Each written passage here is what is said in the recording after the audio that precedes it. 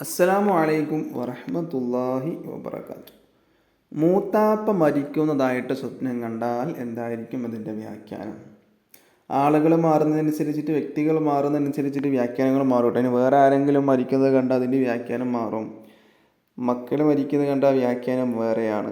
ഭാര്യ മരിക്കുന്നത് കണ്ട വ്യാഖ്യാനം വേറെയാണ്. ഭർത്താവ് മരിക്കുന്നത് കണ്ട വ്യാഖ്യാനം വേറെയാണ്. മൂത്തമ്മ മരിക്കുന്നത് കണ്ടാൽ വ്യാഖ്യാനം വേറെയാണ്. എളാമ മരിക്കുന്നത് കണ്ട വ്യാഖ്യാനം വേറെയാണ്. ഇവിടെ നമ്മൾ പറഞ്ഞത് മൂത്താപ്പ മരിക്കുന്നതാണ്. മൂത്താപ്പ മരിക്കുന്നത് കണ്ടാൽ അതിൻ്റെ വ്യാഖ്യാനം വേറെയാണ്.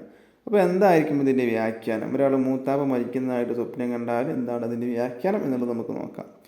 ഇതിനെക്കുറിച്ച് മഹാനായ ഖലീൽ ഇബ്നു ഷാഹിർ ലാഹിരി എന്നവർ പറയുന്നുണ്ട് അവിടുത്തെ കിതാബിൽ. ഒരാൾ സ്വന്തം കുടുംബത്തിൽ നിന്ന് മരിക്കുന്നതായിട്ട് ഇങ്ങനെ സ്വപ്നത്തിൽ കണ്ടാൽ, സ്വന്തം കുടുംബത്തിൽ എന്ന് പറയുമ്പോൾ ആരെന്ന് പറഞ്ഞിട്ടില്ല, അത് മൂത്താപ്പയാവാം, അല്ലെങ്കിൽ മക്കളാവാം, ഭാര്യയാവാം, ഭർത്താവാം, എളാമയാവാം, എളാപ്പയാവാം, ആരും ആവാം, കുടുംബത്തിൽ എന്നാണ് പറഞ്ഞത്. അപ്പോൾ കുടുംബത്തിൽ എന്ന് പറയുമ്പോൾ അതൊക്കെ പെടുമല്ലോ.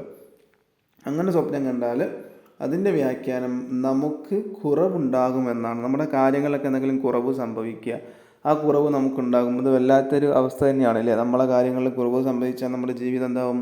ബുദ്ധിമുട്ടിലാകും. അല്ലാഹു സുബ്ഹാനഹു വ തആല നമുക്ക് കുറവുകളൊന്നും തരാതെ ജീവിതം തരട്ടെ ഇൻഷാ അല്ലാഹ്. പക്ഷെ നമ്മൾ എന്താക്കണം? അള്ളാഹിനെ വഴിപ്പെട്ട് ജീവിക്കണം.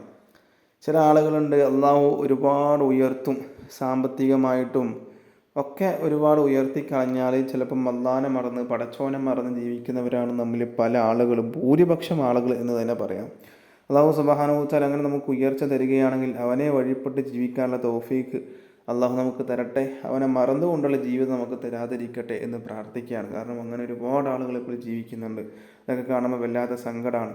കാരണം അവനൊന്നും ഇല്ലാത്ത സമയത്ത് അള്ളാഹിനോട് അടുപ്പുണ്ടാവും, ദീനുണ്ടാവും, ദുനിയാവൊക്കെ അവനക്ക് ഉണ്ടാവും. പക്ഷേ കുറച്ച് കഴിഞ്ഞാൽ, കുറച്ച് ലെവലിൽ എത്തിക്കഴിഞ്ഞാൽ, അവന് വിജയിച്ച് കഴിഞ്ഞാൽ ദീനില്ല, പടച്ചോനില്ല, റസൂലില്ല, അങ്ങനെ നടക്കുന്ന ഒരുപാട് ആളുകളുണ്ട്. അള്ളാഹു അവരിൽ നിന്നൊക്കെ നമ്മൾ രക്ഷിക്കട്ടെ എന്ന് പ്രാർത്ഥിക്കാം. അപ്പോൾ ഇതാണ് ഇതിൻ്റെ വ്യാഖ്യാനം കേട്ടോ. കുടുംബത്തിൽ നിന്ന് ഒരാൾ മരിച്ചാൽ അത് മൂത്താപ്പയാവാം, എളാപ്പയാവാം, എളാമയാവാം, മക്കളാവാം, ഭാര്യയാവാം, ഭർത്താവാം, ആരുമാവാം.